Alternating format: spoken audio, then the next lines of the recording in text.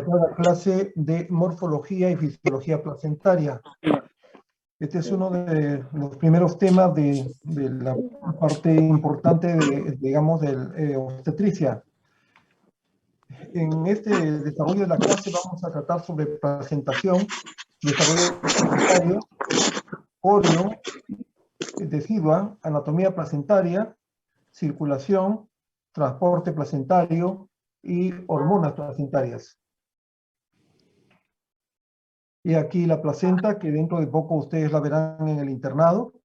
Aquí estamos observando a través de la cara fetal cómo describiremos en el transcurso de la clase. La placenta es quizás el órgano tan importante que la madre y el feto. Este es un órgano transitorio porque máximo dura 41 semanas, pero que comienza a formarse desde la implantación del óvulo fecundado. Esta es una estructura fetomaterna, no solamente, digamos, materna, ni solo fetal, sino es una estructura fetomaterna porque va a estar constituida por parte fetal, que va a estar traducido por la presencia del corión frondoso, y por la parte materna, la decidua basal. Esta placenta, esta estructura importante, este órgano vital para el embarazo, va a evolucionar con el feto a lo largo del embarazo. O sea, no solamente el feto y la placenta evolucionan en estos 9 meses, en estas 40, 41 semanas que dura el embarazo, sino que van a, no solamente en tamaño, sino en funcionalidad, va, digamos, evolucionando en cada semana que va transcurriendo el embarazo. Este es el órgano quizás más especializado que está implicado en el embarazo. Porque en el embarazo hay una serie de órganos que, digamos, participan directamente, pero que digamos, la placenta es quizás el primero en su género, dado que por ser una estructura compleja y una funcionalidad específica, hace de que sea el órgano más especializado. Tiene la compleja estructura que junto al líquido amniótico van a participar de manera determinante en el crecimiento y desarrollo del feto en formación. La formación de la placenta va a tener diferentes momentos, ¿no? Van a haber, digamos, 3 etapas importantes previas. Proceso de formación de la placenta, va a haber un proceso de preimplantación, de implantación y de decidualización. Es importante recordar el proceso de fecundación al hablar de la placenta. Sabemos que la fecundación se va a producir en el tercio externo de la trompa o en la región de la ampolla. Este proceso de fecundación dura 24 horas aproximadamente y pasa por 3 etapas, importante recordar. 3 etapas, una que es la etapa de la corona radiada, segunda etapa zona pelúcida y tercero de fusión de pronúcleos o singamia. La etapa de la corona radiada va a estar, digamos, va a estar caracterizada por la presencia de la enzima hialuronidasa, enzima que va a permitir que digamos, el espermatozoide pueda atravesar el óvulo. La segunda etapa, la etapa de la zona pelúcida que presenta 2 reacciones, una reacción de zona o reacción cortical y una reacción acrosomal. La reacción de zona o cortical, esa reacción, digamos, prácticamente va a permitir que el ovocito sea impermeable una vez que ingresa, digamos, el espermatozoide, porque de esta manera se va a, digamos, a permitir que se respete la carga diploide del huevo cigoto. Y también en esta zona pelúcida, la segunda reacción que se presenta es una reacción acrosomal. Esta reacción acrosomal está caracterizado por la liberación de enzimas como la crosina, que va a permitir, digamos, que atraviese el espermatozoide la zona pelúcida, permitiendo de que libere, digamos, las enzimas características. Y la tercera etapa digamos, de la fecundación va a ser la fusión de pronúcleos, ¿no? Esto va a permitir que se restituya la carga diploide, ¿no? Porque como sabemos, cada uno, tanto el óvulo como el espermatozoide, va a tener una carga, digamos, diploide, va a ser haploide y va a permitir, digamos, que se haga una carga diploide. Esto es importante porque así se logra a través de, digamos, la presencia consecutiva del incremento de estriol, que hace de que pueda incrementarse la hormona luteinizante, y por ello se logra, digamos, la fecundación del huevo cigote, pues de este huevo cigote. Este huevo cigote va a comenzar digamos, a comenzar a través de la mitosis a dividirse, como estamos viendo en este gráfico, a dividirse digamos, en 2 células, en 4, en 8, en 16 células y en 32 células, ¿no? Haciendo que estas 32 células constituyan ya la denominación de mórula. Mórula que va a ir, proceso de división celular que se va a ir desarrollando en el transcurso de, digamos, el desplazamiento de la trompa. Sabemos que la fecundación se va a realizar digamos, en la ampolla o en el tercio externo de la trompa uterina. Vale comentar también lo siguiente, de que una vez producida, digamos, la salida del óvulo, va a quedar el cuerpo amarillo, el cuerpo lúteo, cuerpo amarillo, que va a, digamos, a producir la progesterona. Progesterona que nos va a ayudar también en, digamos, a reforzar y a generar la implantación y el desarrollo de este óvulo fecundado. Es importante de que digamos, es importante también recordar que la mórula se va, digamos, a implantar en el estadio de blastocisto, ¿no? Que es importante. O sea, estamos viendo en la parte superior, digamos, el blastocisto, que va a permitir el blastocisto que, digamos, en ese estadio se va, digamos, a implantar en el fondo uterino, ¿no? Y recepcionado por un endometrio secretor, ¿no? Un endometrio secretor que ha sido, de alguna manera, preparado y fortalecido por la progesterona. Proceso de implantación que va, digamos, a ser significativo, ¿no? Y que dadas las características, la implantación se va a realizar digamos, en el fondo uterino.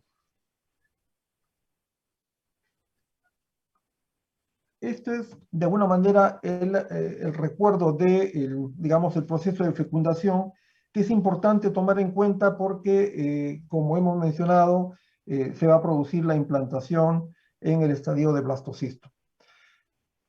Aquí también está ya descrito, la fecundación se compone de 3 etapas, ¿no? Una etapa de segmentación, que hemos visto, una etapa de blastulación. Aquí se diferencia la mórula hasta formar el blastocisto, como hemos manifestado, con su cavidad de blastocele, rodeado de un estrato celular trofoblasto, que es el trofoblasto. Ahí es importante mencionar lo siguiente, la mórula va a tener digamos, 2 grupos de células, ¿no? Una masa celular interna y una masa celular externa, que vamos a ver también en gráficos en adelante. En la masa celular interna va, digamos, a dar el embrioblasto, que posteriormente dará lugar digamos, al embrión. Y la masa celular externa va a, digamos, a producir el trofoblasto. trofoblasto que posteriormente será, digamos, la base principal de la generación de la placenta. Acá también se describe la gastrulación, donde hay la unión de los pronúcleos del óvulo y el espermatozoide, ¿no? Comienza la formación de 3 membranas embrionarias. Eso es importante también, donde hay este proceso de la unión de pronúcleos denominado anfimixis. En la implantación, el huevo se introduce en la mucosa uterina. Habíamos dicho, es una mucosa rica en glándulas, digamos, con bastante glucógeno, ¿no? Una capa muy digamos, rica en esta sustancia que va a lograr la introducción de este huevo fecundado en la mucosa uterina. El estroma endometrial empieza a manifestar los efectos del proceso de desidualización inducido por la progesterona, abarcando cambios tanto morfológicos, bioquímicos y génicos en las células estromales en respuesta digamos, a la acción hormonal. Igual, en este momento de la implantación, hay un aumento de la célula del sistema inmune con un predominio de leucocitos deciduales en un 70%. Esos leucocitos deciduales son los leucocitos natural killer uterinos, ¿no? que en la desigualización van a regular la invasión trofoblástica y la angiogénesis, ¿no? Es importante tomar en cuenta, porque la angiogénesis y la invasión trofoblástica va a ser la característica principal de estas primeras semanas, ¿no? Hay que, digamos, también tener en cuenta y saber de que estos leucocitos natural killer van a desaparecer gradualmente después de las 20 semanas, ¿no? Y van a estar, digamos, ausentes en una decidua a término. De igual manera, van a estar presentes los macrófagos en un 20%. Esta presencia también es regulada por estrógenos y progesterona.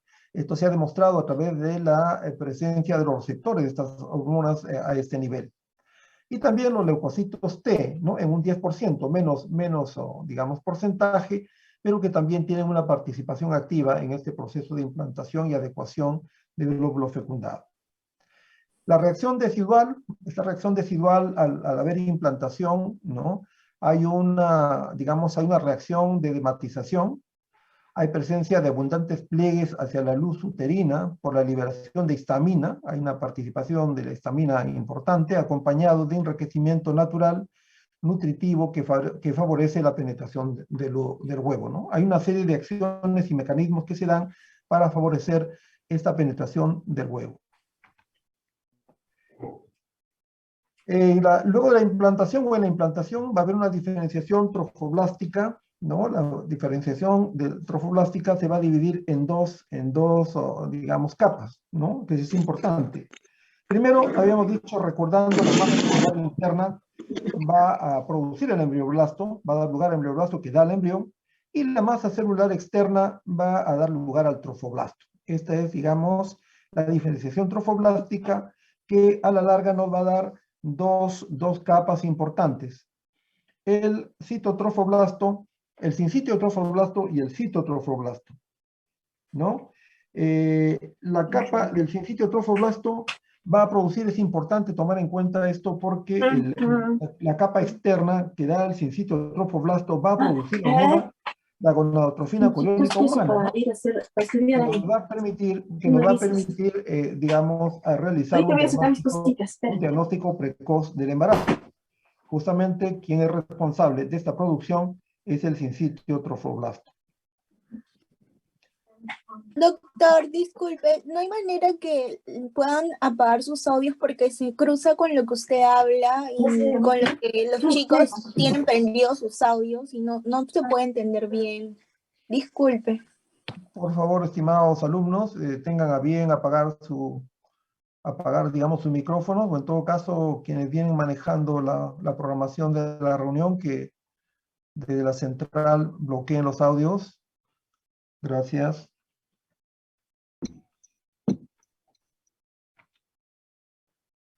En la diferenciación trofoblástica, el trofoblasto se va a diferenciar y simultáneamente las enzimas trofoblásticas ayudan a que se empiecen a generar ramificaciones vasculares para que llegue sangre materna y las células fetales mesenquimales invadan las vellosidades generando redes vasculares que, digamos, conectan a las venas y arterias umbilicales.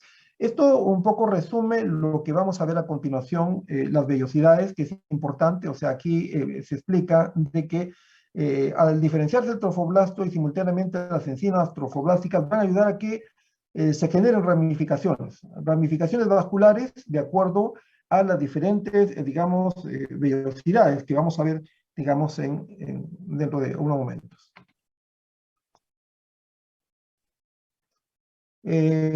A pesar de estar estrechamente comunicado la circulación materna y fetal, estas están separadas en áreas especializadas de transferencia.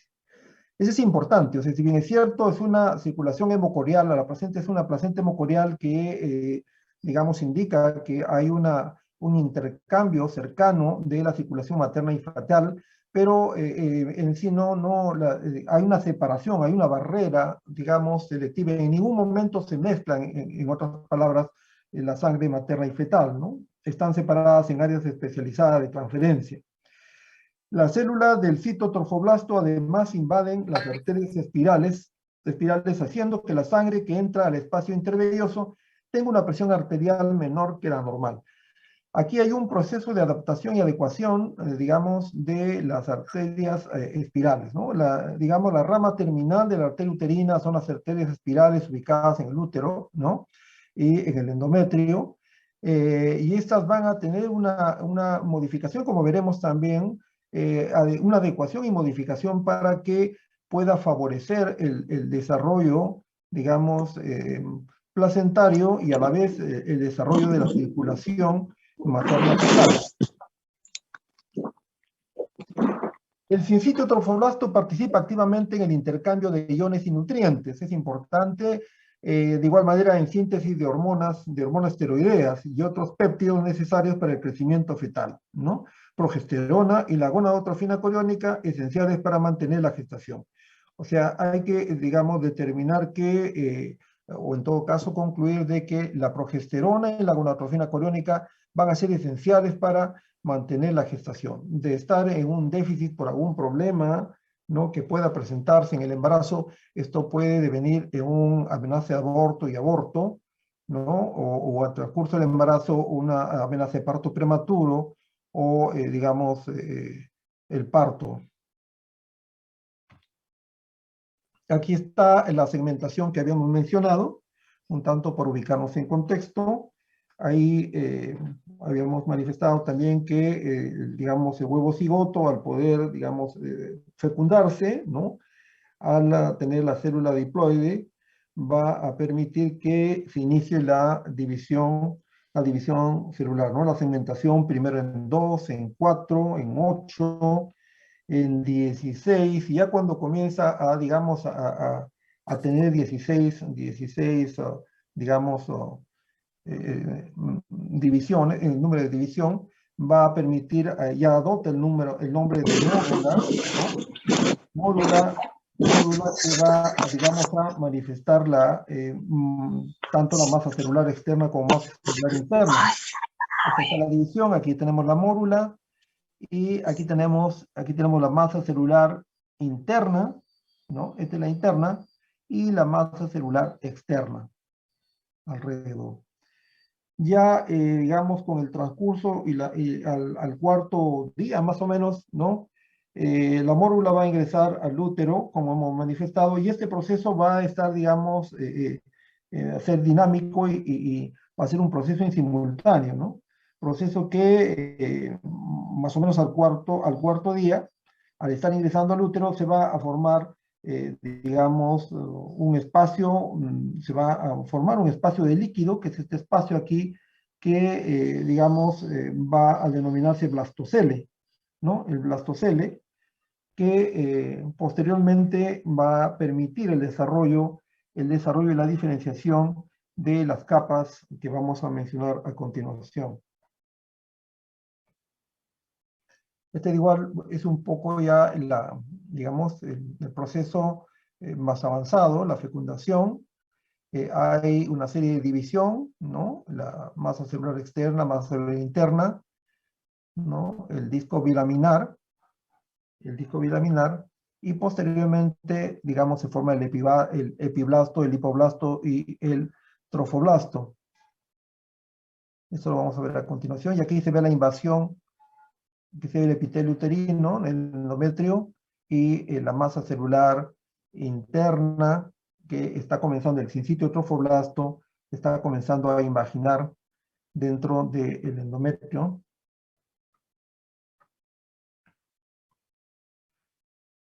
La presentación va a ser todo el proceso en sí de la formación de la placenta, ¿no? Aquí hay un dato importante. Como habíamos dicho, el trofoblasto va a dar lugar a la placenta. La placenta va a venir de una palabra griega que es torta o pastel, ¿no? Que describe y califica la forma de la placenta. Va a tener una importante, digamos, función en el intercambio de oxígeno y nutrientes fetomaterno. La placenta es de tipo hemocorial. ¿Por qué es hemocorial? Porque, digamos, hay un intercambio, digamos, de nutrientes y de oxígeno entre la sangre materna y la sangre fetal.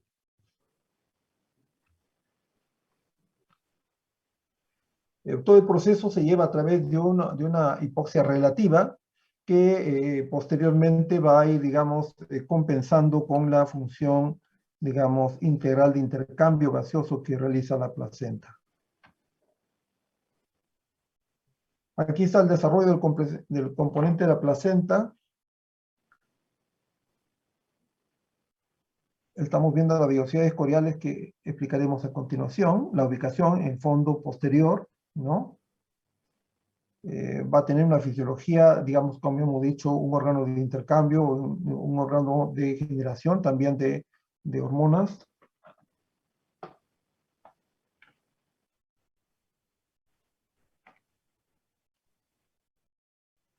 El desarrollo prevellositario que habíamos dicho antes de la aparición de las vellosidades coriales que ya vamos a ver, y la etapa prelacunar. Esta etapa prelacunar que de alguna manera va a permitir la formación de espacios, de lagunas, que posteriormente van a tener una función importante dentro de la formación de las vellosidades coriales, ¿no? Estos son los espacios lacunares.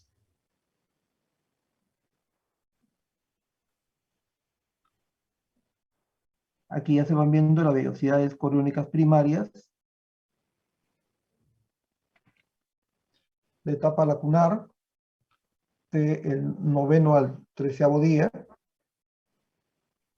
Es un proceso simultáneo en donde va a, digamos, a aparecer digamos, las lagunas placentarias, y se va a ir viendo, digamos, ya la vellosidad coriónica secundaria.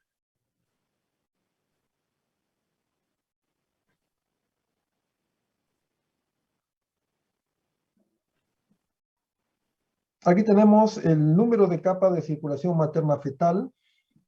Tenemos el trofoblasto vellositario con el sincitio trofoblasto y citotrofoblasto, el estroma y el endotelio vascular.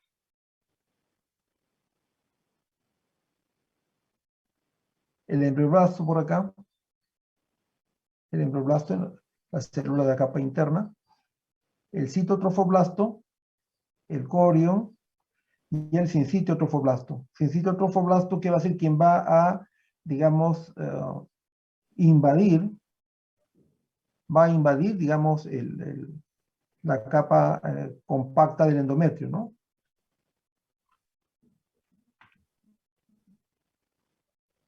La unidad estructural de la placenta, y acá aprovechamos de explicarles las vellosidades coriales, ¿no? Van a haber, digamos, dos unidades estructurales. Una macroscópica, que está representado por los cotiledones, que se van a ver con más claridad en la placenta, en la cara materna, ¿no? Que veremos luego. Y a nivel microscópico, las vellosidades coriales. Las vellosidades coriales van a ser elementos que nos van a permitir, digamos, el intercambio de los diferentes elementos, tanto, digamos, de oxígeno, CO2, elementos, digamos, nutritivos, ¿no? Para el feto. Las vellosidades coriales primarias, o sea, que todavía son parte del proceso de formación, está constituido solo por trofoblasto nada más, ¿no? Las vellosidades coriales secundarias por trofoblasto más tejido conectivo. Va completándose la formación, va, digamos, ya constituyéndose en elementos preparativos para cumplir la función como la placenta, digamos, ya adecuada y madura. Aquí está a continuación las vellosidades coriales terciarias, ¿no? La vellosidad coriales terciaria va a estar conformada por trofoblasto, por tejido conectivo, y va a tener ya un eje vascular. O sea, va a tener vasos capilares fetales. O sea, vasos y capilares fetales que van a cumplir la función, digamos, de este intercambio que es vital para, digamos, el desarrollo del feto. Van a haber vellosidades coriales terciarias de primer, segundo y tercer orden, ¿no? De acuerdo a la ramificación. Esto es casi como si fuese un árbol con diferentes raíces de diferente grado y función, ¿no? Desde la, digamos, la vellosidad corial primaria, o de primer orden, quiero decir, primer orden, que son las vellosidades basales. Aquí están las vellosidades coriónicas primarias. Si se hace un corte, vamos a observar el sincitio trofoblasto y citotrofoblasto, ¿no? Entonces, solamente está constituida por trofoblasto y sus dos componentes, ¿no? Que es sincitio trofoblasto y citotrofoblasto. Estas son las vellosidades coriónicas primarias. Todavía estas no realizan la función de intercambio.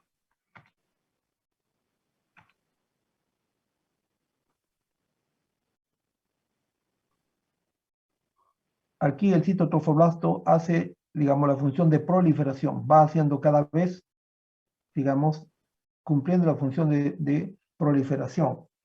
Se puede observar cercanamente la red lacunar, lacunas que se encuentran, digamos, muy cercanas y esperando su oportunidad de maduración para cumplir la función, digamos, adecuada con la vellosidad terciaria.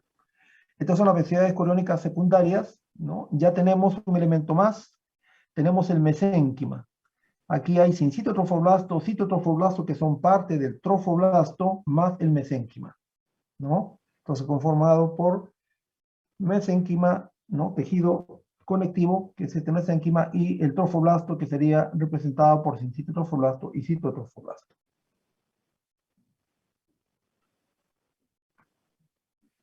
Aquí están las vellosidades terciarias, vellosidades coriónicas terciarias. Cuando en el interior de las vellosidades aparecen los vasos, ya se establece un intercambio de sangre materna fetal. Miren, aquí tenemos, ¿no? Elementos del trofoblasto, tenemos mesénquima, el tejido conectivo, y también la presencia de los vasos. Aquí sí ya se ha contactado y se ha comunicado, ¿no? Estas lacunas, ¿no? A través de la invaginación, a través de la proliferación del citotrofoblasto, y se ha conformado, digamos, estas vellosidades terciarias. Estas vellosidades van a ser elementos de intercambio, o sea, esto van a ver, digamos, en toda la extensión de la placenta, que nos van a permitir hacer digamos, un intercambio permanente de los diferentes elementos. Aquí está el corión. El corión va a ser la membrana fetal en contacto directo con la decidua, ¿no? En la superficie se forman vellosidades coriónicas. Esto va a cubrir, este corión cubren el saco coriónico, ¿no? Entonces, aquí podemos observar el corión frondoso. Aquí está la placenta, solamente ubicado en esta parte, la placenta. El resto va a tener, digamos, la decidua parietal, decidua capsular y el amnios, que son el resto de membranas que se van a formar.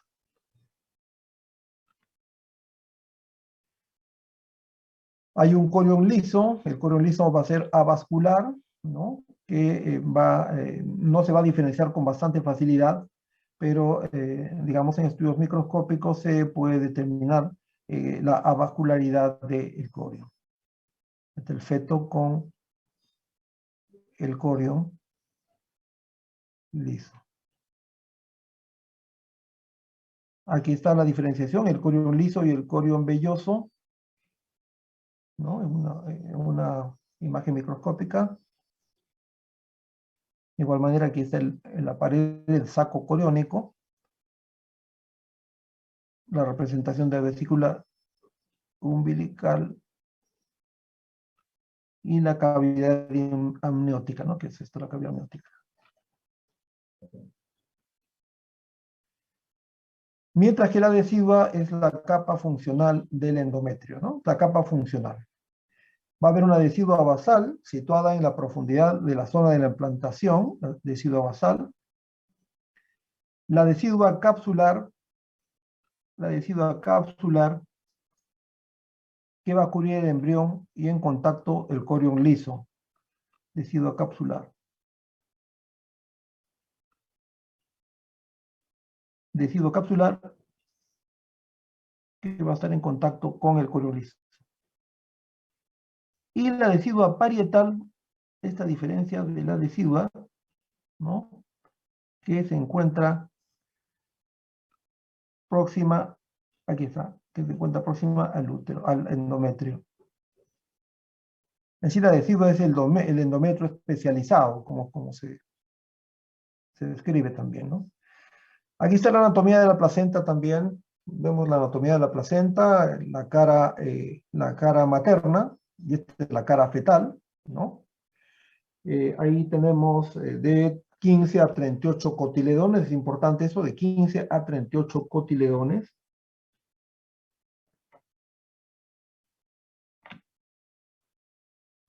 Cara materna con la decidua basal,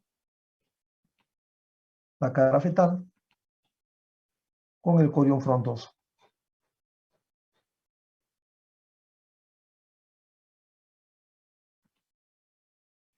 Las características de la placenta: tiene un peso aproximadamente de 500 gramos, ¿no? Es importante precisar de que el incremento del tamaño de la placenta puede ser, digamos, anormal, ¿no? Pueden haber megaplacentas que van a estar, digamos, dando la característica de la presencia de algunas patologías, ¿no? Quienes alteran y digamos, tienen una traducción en el tamaño de la placenta van a tener enfermedades como la preeclampsia, el retardo de crecimiento intrauterino, la diabetes, ¿no? Los problemas de RH negativo, ¿no? Que son problemas de incompatibilidad, va a tener, digamos, su traducción en el tamaño de la placenta. La relación con el peso fetal es de 1 a 6 o de 1 a 7. Va a tener, digamos, una relación, digamos, directa en relación a la edad gestacional hasta determinado momento. Los diámetros van a ser de 15 a 20 centímetros. El grosor de 1.5 a 2 hasta 3, en alguna bibliografía lo describen. La forma es discoidal, arriñonada, ovalada, bilobulada, multilobulada. La inserción del cordón umbilical, digamos, normalmente central, puede ser, digamos, lateral o marginal, y como ya les hemos explicado, tiene la cara materna y la cara fetal. Un poco indica el crecimiento de la placenta de acuerdo a la edad gestacional. Crecimiento y maduración: generalmente en el primer trimestre el crecimiento placentario es mayor, ¿no? Es mayor que el fetal. A las 17 semanas los pesos de la placenta y el feto pueden equipararse, ¿no? Para el término el peso placentario es casi la sexta parte del correspondiente, digamos, al crecimiento fetal. Las vellosidades se ramifican y sus extremos terminales se tornan más numerosos y pequeños, ¿no? Como habíamos dicho, las vellosidades que van a dar digamos, ¿no? el intercambio. Acá los extremos terminales digamos, van a tornarse más numerosos y pequeños, y el volumen y la notoriedad de las células del citotrofoblasto decrece. El sincitio trofoblasto se adelgaza, los vasos fetales se hacen más visibles y discurre más cerca de la superficie, ¿no? Ese de acuerdo a cómo va ya desarrollando el feto. Desarrollo de estructura de la placenta. Este es un corte para, digamos, de alguna manera ver la estructura de la placenta. La capa de células de citotrofoblasto en contacto con la decidua basal. Este es el citotrofoblasto que va, digamos, estar presente. Aquí ya la decidua basal divide en porciones y se comienza a ir observando los cotiledones, ¿no? Se va a ir formando y apareciendo los cotiledones. Formado el sitio trofoblasto interior, el tejido conectivo, donde se localizan los vasos fetales, ¿no? Los vasos fetales van a estar ubicados en el tejido conectivo. Superficie fetal de la placenta transcurren los vasos coriónicos, ¿no? Aquí están los macrófagos placentarios, de igual manera presentes en, digamos, la estructura de la placenta. Circulación placentaria. A nivel funcional, la placenta tiene que concentrar buena cantidad de flujo sanguíneo para establecer una buena circulación uteroplacentaria. O sea, tiene que haber, digamos, buena cantidad de flujo sanguíneo. Digamos, las arterias espirales van a atravesar por un proceso de transformación de estas células espirales. Habíamos dicho que, digamos, la uterina, las ramas terminales de la arteria uterina van a ser las arterias espirales, ¿no? Esas arterias espirales van a ser diferentes en una mujer no embarazada que en una mujer embarazada. En una mujer no embarazada, las arterias espirales van a ser pequeñas. La característica de estas arterias de una mujer no embarazada va a ser de bajo flujo y alta resistencia, ¿no? Pero en la mujer embarazada tiene que haber una adecuación especial. Una adecuación, digamos, que permita de alguna manera, digamos, adoptar otro tamaño, otra forma y otra resistencia y flujo. Va a haber el proceso de remodelación vascular. Este remodelado vascular se produce gracias a que las células del trofoblasto van a invadir a la arteria espiral y a su capa muscular. La invaden de tal manera que eliminan y hacen desaparecer a la arteria, digamos, a la capa muscular. Y al no tener capa muscular, obviamente no se contrae y se empieza a dilatar para, digamos, favorecer la función de la arteria espiral, esta nueva responsabilidad que va a tener la arteria espiral. Aquí las células del trofoblasto llegan primero a la parte endometrial y luego al miometrio. O sea, la célula del trofoblasto, ¿no? El sincitio trofoblasto, habíamos dicho, hacen las que van a invadir el endometrio, y al invadir primero llegan a la parte endometrial y luego al miometrio. O sea, siguen perforando, siguen avanzando. Y al final la arteria espiral se convierte en un vaso grande, como habíamos dicho, ¿no? Adopta una nueva forma. Desaparece, digamos, la capa muscular de la arteria por la invasión, ¿no? Del trofoblasto, y va a convertirse en una arteria con alto flujo y baja resistencia. O sea, totalmente diferente al de una mujer no gestante. Ahora, describíamos y manifestábamos que las células del trofoblasto llegan primero a la parte endometrial y luego al miometrio, porque hay, digamos, dos momentos importantes, ¿no? La primera oleada de la placentación, acuérdense de este término, oleada de la placentación. En esta primera oleada de placentación, las células del trofoblasto, dentro de su invasión, llegan al endometrio. O sea, aquí ocurre a finales del primer trimestre, a las 13 semanas más o menos. ¿Ya? O sea, van imaginando, van, digamos, avanzando y van proliferando, y llegan hasta digamos, hasta el endometrio. Pero ya en la segunda oleada de la placentación, las células de trofoblasto llegan al miometrio. Esto va a ocurrir entre las semanas 18 y 20, digamos, las semanas 18 y 20 del embarazo. Y eso tiene una traducción importante, toda vez que si hay alteración en esta oleada, va a haber, digamos, algún tipo de problema adicional, ¿no? Problemas característicos que son investigados estos últimos años.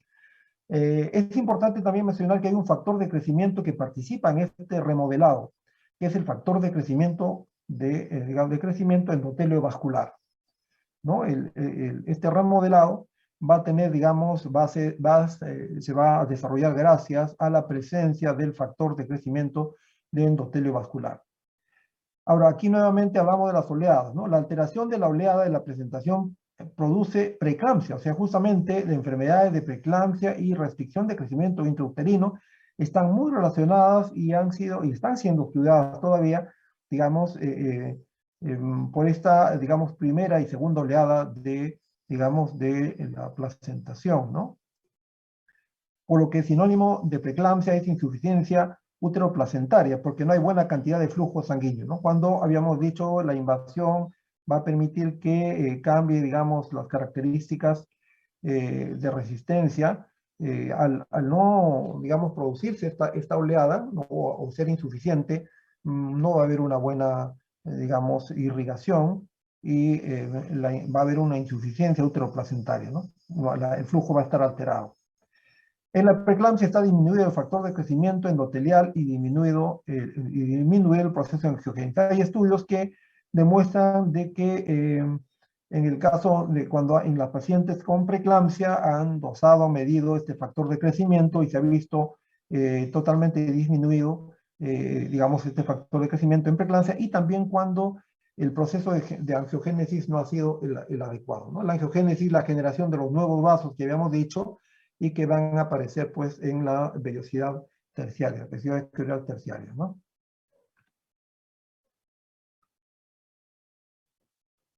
También es importante comentar la circulación placentaria, la circulación fetal lleva del feto a los capilares de las vellosidades coriónicas. Es importante, lleva la sangre del feto a las capilares de las vellosidades coriónicas.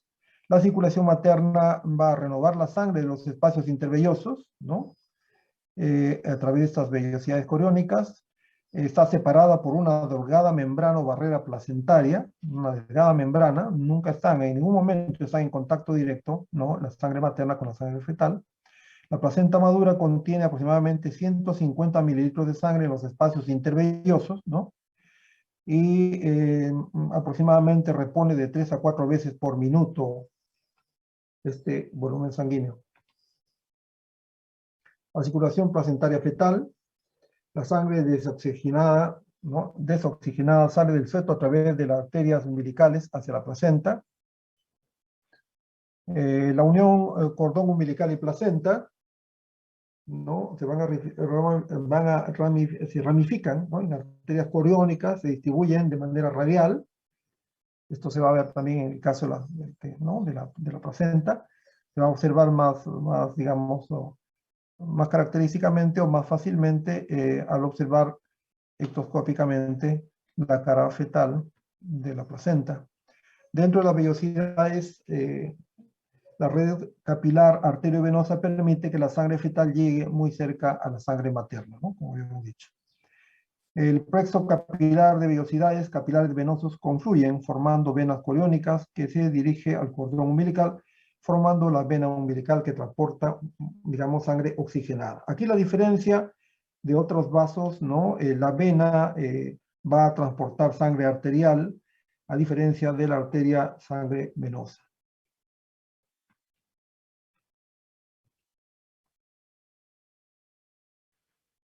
La circulación placentaria materna, la sangre materna entra al espacio intervelloso a través de las arterias espiraladas, las arterias espirales que ya hemos mencionado. Atraviesa la placa citotrofoblástica y entra al espacio intervelloso, ¿no? De manera pulsátil, ¿no? El mecanismo que hemos mencionado y descrito es de manera pulsátil. Hay inyección periódica según la presión sistólica del corazón materno. facilita su paso al espacio intervelloso, ¿no? La inyección periódica, o sea, en realidad la presión sistólica es importante para que haya una buena digamos, irrigación. A medida de menor presión de inyección en la sangre de los espacios, permite un intercambio de gases y un, digamos, metabólico, una función metabólica con la sangre fetal a través de la membrana placentaria. La sangre regresa a venas endometriales a la circulación materna. Eso es importante, ¿no? La sangre regresa a venas endometriales a la circulación materna.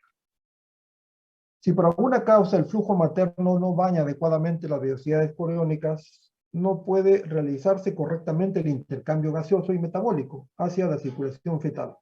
Y aquí va a producir una hipoxia fetal, ¿no? Al producir la hipoxia fetal, tenemos, por ejemplo, el caso del retardo del crecimiento, la restricción, ¿no? Del crecimiento. Ahora se denomina más que retardo del crecimiento, restricción del crecimiento intrauterino digamos, en el feto.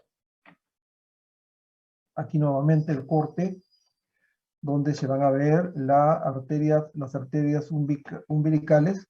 Son dos arterias y una vena, ¿no? Una vena y dos arterias. Las venas coriónicas, la arteria coriónica y los vasos de las vellosidades. Estas son las vellosidades coriales. El espacio intervelloso, donde se realiza el proceso de intercambio, y las arterias endometriales, ¿no? Que también participan. Nuevamente el espacio intervelloso y las venas endometriales.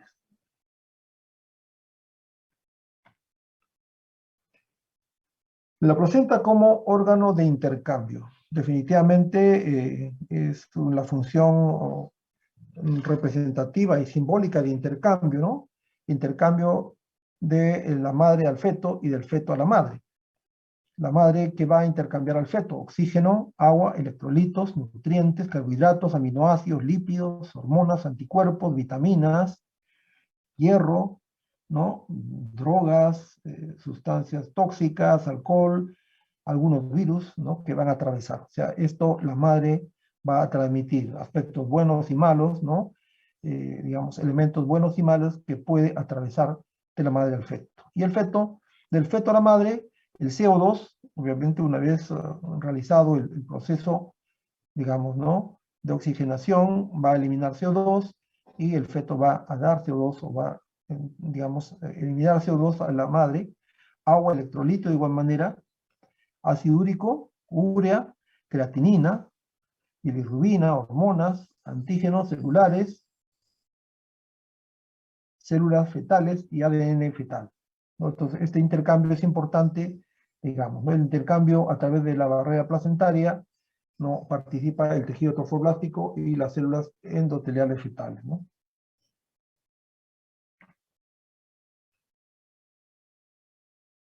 Aquí también comentar aspectos de las características del intercambio. La placenta como órgano de intercambio, ¿no? La función que hemos dicho va a tener la función de alimentación, respiración y excreción. La placenta interviene como pulmón del feto. Transporte adecuado y perfusión. El oxígeno y el CO2 van a desarrollarse y transmitirse por difusión simple. La glucosa por difusión facilitada. Los aminoácidos cationes por transporte activo. Y la inmunoglobulina G, que es la única que pasa a través de pinocitosis. Ahí están los diferentes mecanismos de transporte: difusión pasiva, difusión facilitada, transporte activo, endocitosis y exocitosis, ¿no? O pinocitosis. El trofoblasto, comportamiento fetal, comportamiento materno. En ningún momento contacto directo. Hormonas placentarias. Las hormonas placentarias las hormonas placentarias son necesarias, ¿no? Para el establecimiento y mantenimiento del embarazo. Para la adaptación del organismo materno a la gestación, de igual manera, ¿no? Para el crecimiento y salud fetal. Desarrollo de los mecanismos involucrados en el trabajo de parto. O sea, el hecho de que la placenta tenga algún tipo de, digamos, de problema, va a también alterarse la producción, la generación de estas hormonas, ¿no? El principal tejido endocrino, el sincito trofoblasto, como ya hemos dicho, que es la productora de HCG. Aquí está un listado largo de, digamos, de las hormonas, pero para poder comentar que las hormonas en la función endocrina van a tener principalmente la función del mantenimiento del embarazo, ¿no? Del inicio al final. Van a haber dos grupos de hormonas que se va a producir, que se va a generar en la placenta. Van a ser grupo de hormonas proteicas y grupo de hormonas esteroideas. Las hormonas proteicas van a estar, digamos, en mayor porcentaje representadas por la gonadotrofina coriónica humana, que, como hemos dicho una vez más, está siendo producida por el sincito trofoblasto. De igual manera, la lactógeno placentaria, que antes se denominaba así, lactógeno placentaria, ahora se denomina somatotrofina, y la prolactina. Son las tres hormonas proteicas importantes que van a, digamos, producir en la placenta, ¿no? Pero también va a producir adrenocorticotrofina, la tirotrofina, relaxina, la hormona melanorofa, la citosina, la beta-endorfina, la beta-lapoproteína, la urocortina, la endotelina y la proteína 1 del embarazo, que son parte de las hormonas que vienen siendo estudiadas estos últimos años. Mientras que las hormonas esteroideas está la progesterona y el estrógeno.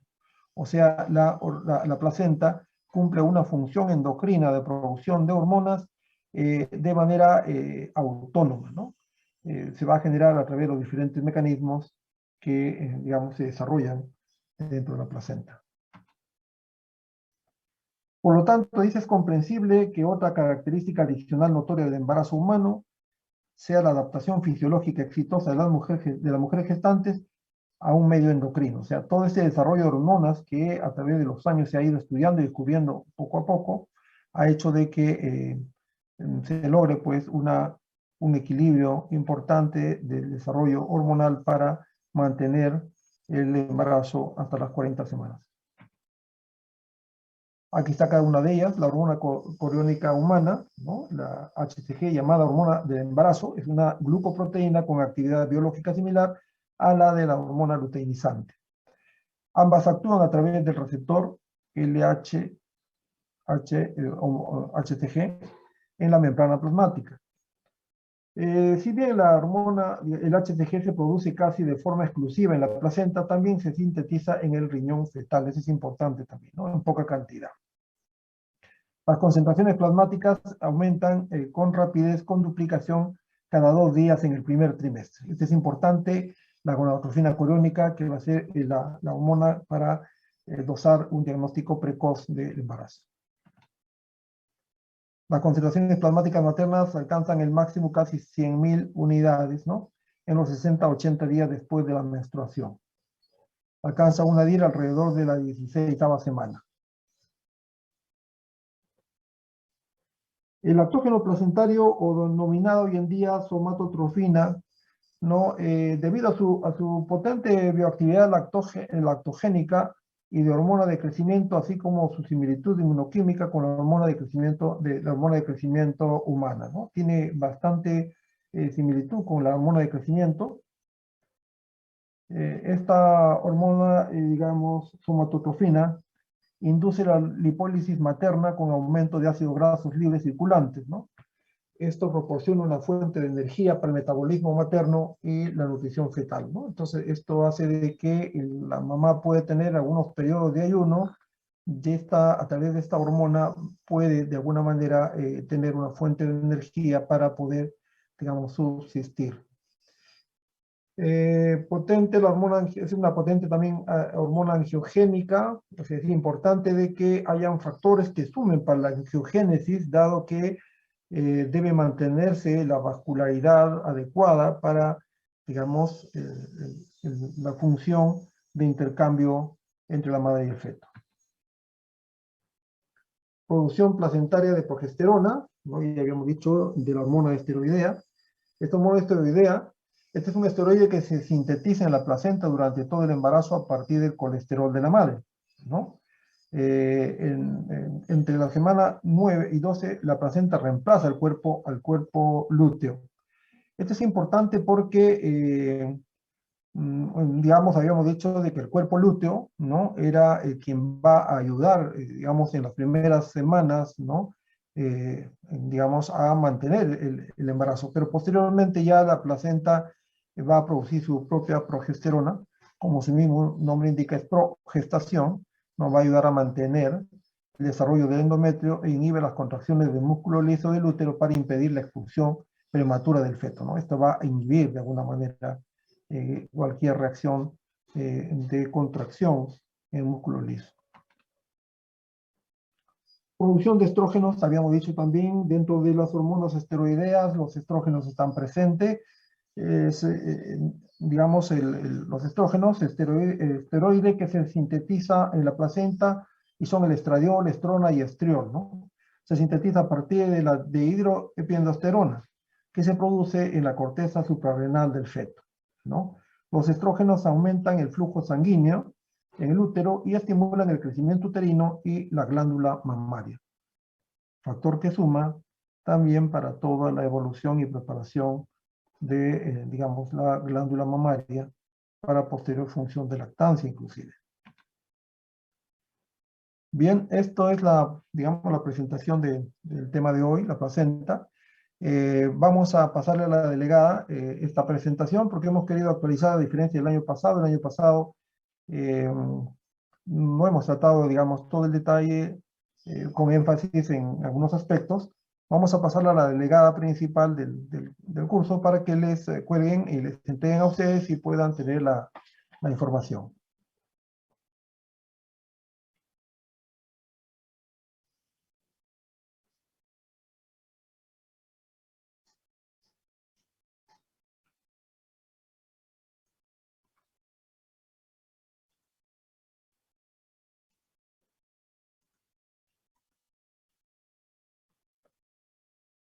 ¿Habrá alguna pregunta?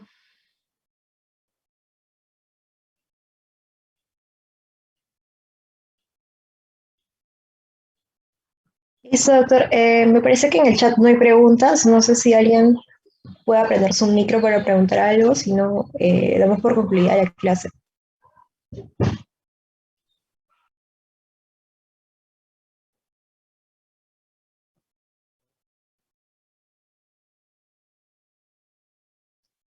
Muy bien. Gracias por su atención y estamos en comunicación. Buenos días. Buen día, doctor. Gracias. Gracias, doctor. Gracias, doctor. Gracias, doctor. Gracias, doctor. Gracias, doctor. Buenos días.